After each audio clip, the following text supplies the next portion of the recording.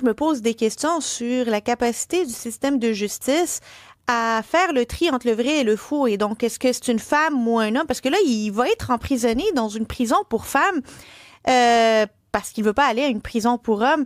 Est-ce que pour vous, c'est un abandon finalement, ou est-ce que le système de justice est trop laxiste avec ce genre de personnage? Oui, je crois que le système de justice va falloir qu'il modifie quelque chose, parce que l'envoyer dans une prison pour femmes, ce sera comme le récompenser dans un sens. Je pense pas qu'il mérite de récompense. Au contraire, il mérite d'être s'il était assez homme pour tuer ma fille, puis ses propres enfants, donc qu'il soit assez homme pour aller avec les conséquences qui en résultent. Alors moi, là, il faut absolument que les dirigeants changent quelque chose au niveau de la loi, ne serait-ce que, pas juste que pour ce qui est arrivé à ma fille et mes petits-enfants, mais pour les prochains, parce que ça va donner une idée à tous ceux qui vont vouloir peut-être se protéger, disons, de peut-être des réprimandes rendues dans les prisons, parce que j'ai jamais visité les prisons de ma vie, mais on m'a toujours dit que quand tu touches à une femme et des enfants, ça se pardonne pas entre prisonniers.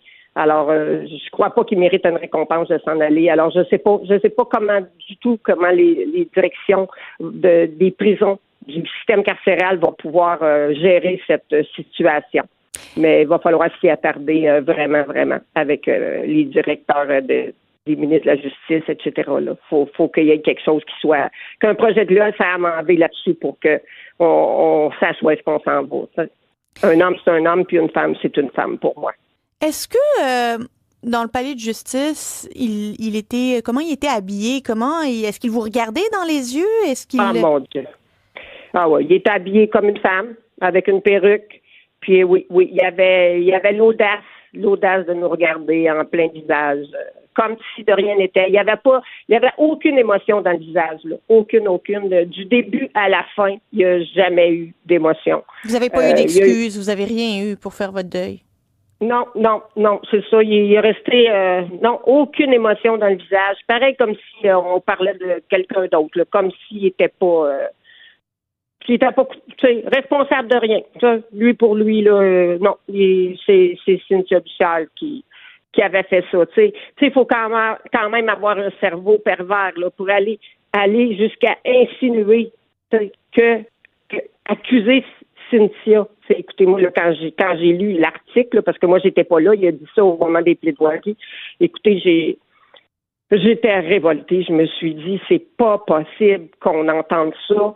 Je me suis mise à la place des jurys, à la place du juge, qui sont obligés d'entendre ça, puis ils ont comme pas de pouvoir pour pouvoir réagir à ça, juste de l'écouter. Puis non, honnêtement, je ne sais pas comment le jury a pu faire pour rester vraiment concentré sur vraiment, que avec tout son cirque qui a essayé de monter et de manipuler tout le monde, là. Madame Guertin, la beauté de la chose, c'est cette crapule, puis heureusement que le mot crapule est un mot féminin. Cette crapule va croupir derrière les barreaux pendant 25 ans et qui va payer de sa liberté. Il va avoir le temps de réfléchir à ses actes et à son cinéma. Il y a personne qui prend ça pour du cash, là, puis il n'y a personne qui est assez cave pour croire Mohamed Al-Balouz. Merci beaucoup d'avoir été avec nous. Je vous souhaite maintenant la paix d'esprit, un chapitre qui est fermé, mais la douleur, elle va demeurer vive, mais un chapitre est fermé désormais. Exactement. Puis ma petite Cynthia et mes petits-enfants vont toujours être dans mon cœur jour après jour. Merci beaucoup, Mme Guertin. Merci infiniment. Au revoir.